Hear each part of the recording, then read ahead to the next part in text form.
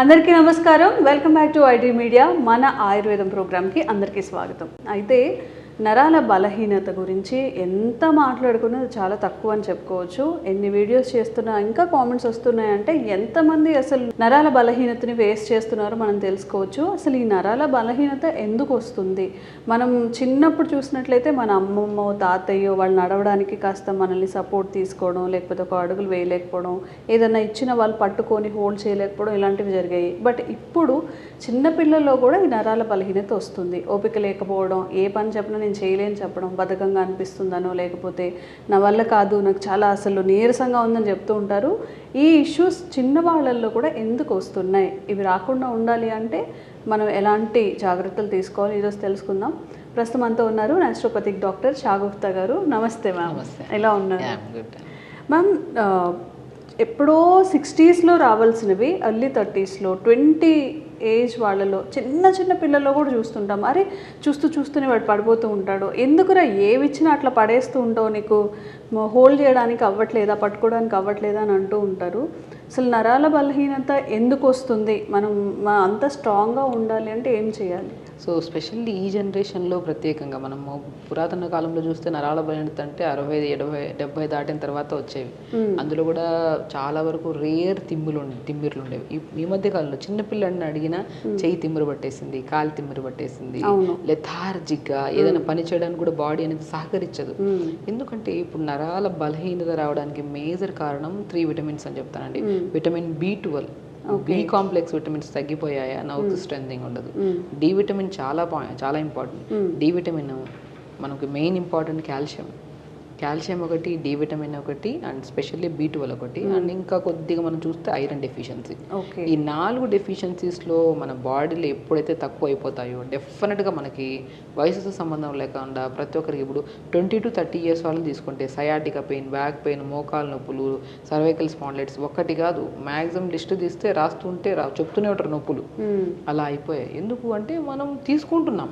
ఇప్పుడు మనం ఏదైతే మనం మునక్కాయల గురించి మాట్లాడుతున్నాం. మునక్కాడలో సుప్రీం వెజిటబుల్ ఇది యాక్చువల్లీ. మునక్కాడలు కానీ, మునగాకు కానీ, మునక్కాయ లోపల మనం మునక్కాడని కోస్తే లోపల విత్తనం ఉంటుంది చూడండి, ఆ విత్తనం కూడా బ్లడ్ని ప్యూరిఫై చేసి నర్వ్స్కి స్ట్రెంథనింగ్ యూజ్ చేస్తాం. అంత సుప్రీం ట్రీ కింద కన్వర్ట్ మనం మాట్లాడతాం దీన్ని. సో ఇదంతా తీసుకుంటున్నాం, కానీ అయినా డెఫిషియన్సీ ఎందుకు వస్తుంది? చాలా మంది అంటుంటారు మనం మునగాకు గురించి మాట్లాడతాం, మాకు అందరికి తెలుసు మేడం మేము వాడుతున్నాం కానీ మాకు తగ్గట్లేదు అంటుంటారు. సో ఎందుకు తగ్గట్లేదు అని చూస్తే తింటున్న న్యూట్రిషన్ కంటే జంక్ ఫుడ్ ఎక్కువ అయిపోతే ఎక్కడ మనకి బ్యాలెన్స్ చేయగలుగుతాం? ఇప్పుడు మనం మంచి ఫుడ్ తీసుకున్నాము, స్టమక్ లో ఉంది, దానికి సమానంగా కూడా ఇంకా కొద్ది మంచి ఫుడ్ యాడ్ చేస్తే రెండు కలిసి న్యూట్రిషన్ కింద కన్వర్ట్ అయ్యి బాడీ యూటిలైజ్ చేసుకుంటుంది. మధ్యాహ్నం చక్కగా మునగాకు పప్పు తినేసి ఈవినింగ్ మంచూరియాలు అవి తింటూ ఉంటారు, బెనిఫిట్ ఉండదు. నేను అదే అంటున్నా. సో మ్యాక్సిమం ఫుడ్లో ఇలాంటి ఇర్రెగ్యులర్ ఫుడ్ హ్యాబిట్స్ ఒకటి. Next physical activity. నేను అంటాను బ్రహ్మాండంగా నరాల బలహీనతకి ఫుడ్ మనకు అవసరం లేదు, మనం తినే ఫుడ్ సరిపోద్ది. ఆ తిన్న ఫుడ్ డైజెషన్ చేసి అది బ్లడ్ కింద కన్వర్ట్ అయ్యి, ఆ బ్లడ్ అనేది న్యూట్రిషన్ కింద కన్వర్ట్ అయ్యి, ఆ న్యూట్రిషన్ ప్రాపర్గా మనకి నర్వ్స్కి స్ట్రెంథనింగ్గా మారితే మనకి ఈ ప్రాబ్లమ్స్ ఉండవు కదా. అదంతా ప్రాసెస్ జరగాలంటే ఫిజికల్ యాక్టివిటీ ఉండాలి. యోగా బెస్ట్ అండి. నేను ఏమంటానంటే ఒక మనిషికి ఏ సమస్య రావడానికి కూడా మెయిన్ కారణం ఫిజికల్ యాక్టివిటీ లేకపోవడం వల్ల. ఒక మనిషికి మొబిలిటీ ఉంటే కరెక్ట్ టైంకి ఆకలిస్తుంది. ఇప్పుడు ఇది జనరేషన్లో ఆకలి అంటే తెలియదు. ఆకలి అని కాదు, ఆకలి వెయ్యకుండానే తినేస్తాం, టైం అయిపోతుంది తినేయాలి. ఇప్పుడు లేట్గా లెగుస్తాం, బ్రేక్ఫాస్ట్ 10కి తింటాం, 1:30కి అప్పుడు మేల్కొంటాం కదా. అంటే బ్రేక్ఫాస్ట్ తినేది 10కి కదా, 1:30కి అప్పుడు డైజెషన్ అవుతుంది. ఎందుకంటే మీరు 8కి బ్రేక్ఫాస్ట్ చేస్తేనంటే 1కి ఆకలి వేస్తుంది. సో మీరు 10కి బ్రేక్ఫాస్ట్ చేస్తే ఆకలి లేదు, బట్ టైం అయిపోయిందని తినేస్తున్నాం. ఈ బ్రేక్ఫాస్ట్ చేసింది డైజెషన్ అవ్వాలి, అది మిగిలిపోయింది పొట్టలో. మళ్ళీ ఈ ఆకలి అనే ఫీలింగ్తో, టైం అయిపోయిందన్న ఫీలింగ్తో తినేస్తాం లంచ్ కూడా. ఈ లంచ్ డైజెషన్ అయ్యేటప్పుడు కల్లా 4 to 5 మధ్యలో మనకి స్నాక్ టైం వచ్చేస్తుంది. అప్పుడు బిస్కెట్ కావాలి, కంపల్సరీ టీ కావాలి మనిషికి. కావాలనేది కాదు, మన చుట్టుపక్కల తాగుతున్నారు, వేరే వాళ్ళు కూడా తాగుతున్నారు, ఫోన్ చేసినా కూడా వాళ్ళు కూడా ఫ్రెండ్స్ కూడా తాగుతున్నారు, మనం తాగేయాలి. అసలు మనకి పొద్దున బ్రేక్ఫాస్ట్ లేట్గా తిన్నాం కదా, అది డైజెషన్ అవ్వలేదేమో, లంచ్ కూడా కొద్దిగా హెవీగా తిన్నాం కదా, అది కూడా డైజెషన్ అవ్వలేదేమో, టీ బిస్కెట్లు వేసాం కదా, ఇవి హెవీ అయిపోతుంది. అంటే స్టమక్లో ఎంత స్టోరేజ్ ఉందనో గమనించాం మనం. వేస్తూనే ఉన్నాం. మనం ఏమనుకుంటాము, ఇంకా డిన్నర్ టైంకి వచ్చిన తర్వాత మళ్ళీ ఏదో తినేస్తాం. ఇవన్నీ క్లమ్జీ అయిపోయిన తర్వాత మనకి డైజెషన్ అవ్వక పొట్టలో అలా ఉండిపోయి బ్లోటెడ్ అయిపోతుంది. పడుకుంటున్నప్పుడు నిద్ర రాదు, పొట్ట అంతా హెవీగా అనిపిస్తూ ఉంటుంది. ఇన్ని చూసారా?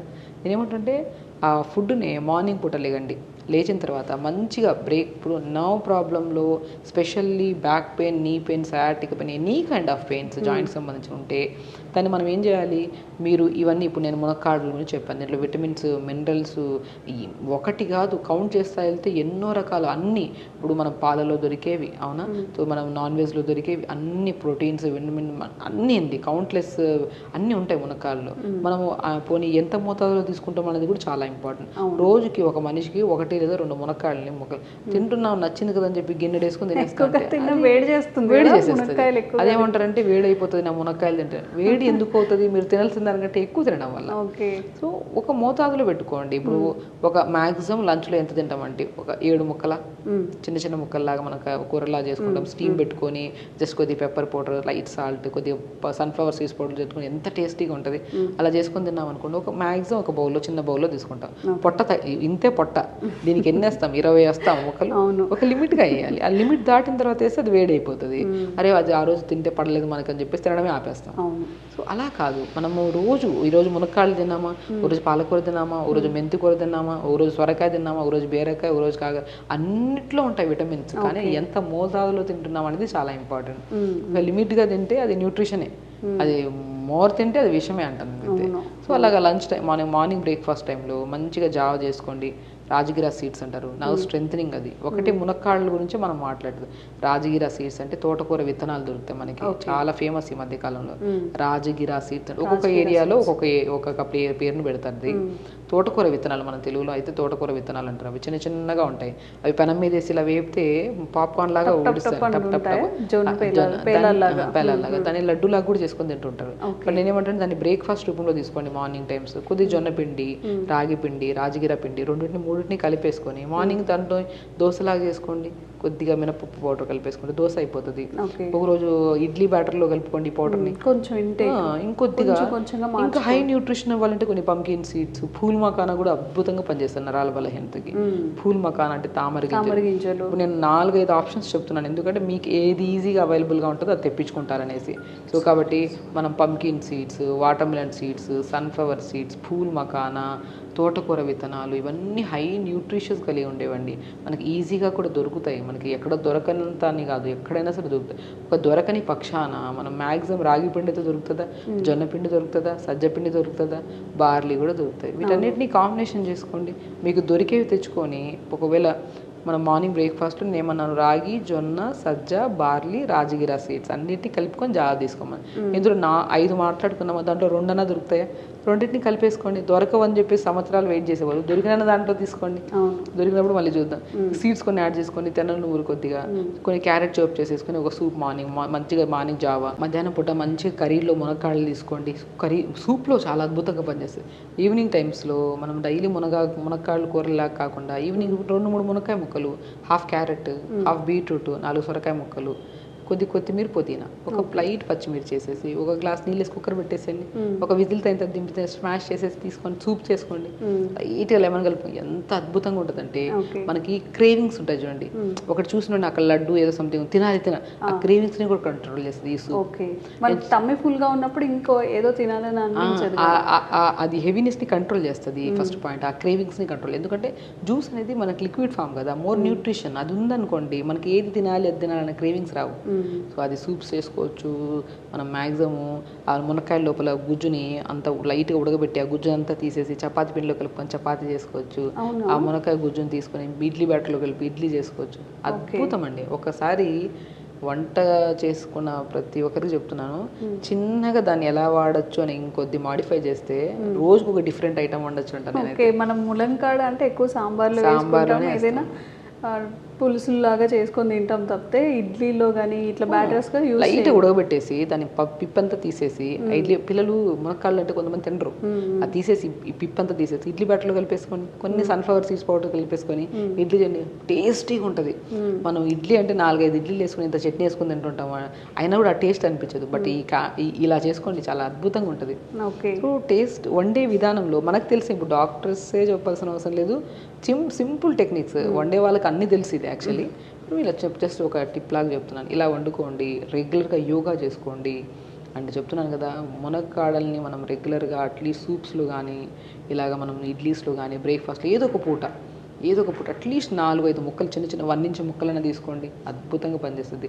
దాంతోపాటు రెగ్యులర్గా దొరకనప్పుడు జామకాయలు తీసుకోండి, జామకాయల్లో కూడా విటమిన్స్ ఎక్కువ ఉంటాయి, నర్వ్ స్ట్రెంథనింగ్కి చాలా మంచిది. దానిమ్మకాయ చాలా మంచిది నర్వ్ స్ట్రెంథనింగ్కి.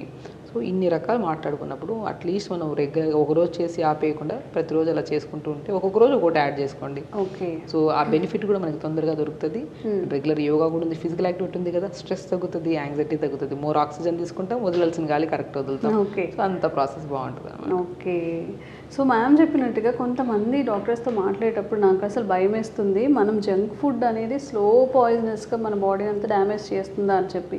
హెల్దీగా ఒక పూట తిన్నామని 2 పూట్ల జంక్ తినేస్తూ ఉంటాము. జంక్ అంటే నాట్ ఓన్లీ నూడిల్స్ ఇవే రావు, బయట చేసే ఫుడ్ దాన్ని అడల్టరేట్ చేస్తారు, ప్యాకెడ్ ఫుడ్ ఇవన్నీ ఇంక్లూడ్ ఉంటాయి. కాబట్టి మనం హెల్త్ మంచిగా ఉండాలి అనుకున్నప్పుడు తప్పకుండా అది శ్రమ అయినా సరే ఒక 1 అవర్ ముందు లేచి వండుకోవడానికి, లేదా చాలా తక్కువ మసాలాలు ఆయిల్స్ ఈ జంక్ని తక్కువగా తీసుకోవడానికి ట్రై చేయండి. అండ్ మ్యామ్ ఇప్పుడు ఏదైతే మెన్షన్ చేశారో మునంకాడల్ సూప్స్ కానివ్వండి, వీటన్నిటిని ట్రై చేయండి. తప్పకుండా కామెంట్స్ రూపంలో తెలియచేయండి అవి మీకు ఎలా వర్క్ అయ్యాయో. ఇంకెలాంటి డౌట్స్ ఉన్నా కూడా కామెంట్స్ చేసేయండి, వాటి మీద వీడియోస్ చేసే ప్రయత్నం చేస్తాం. Thank you ma'am. నమస్తే.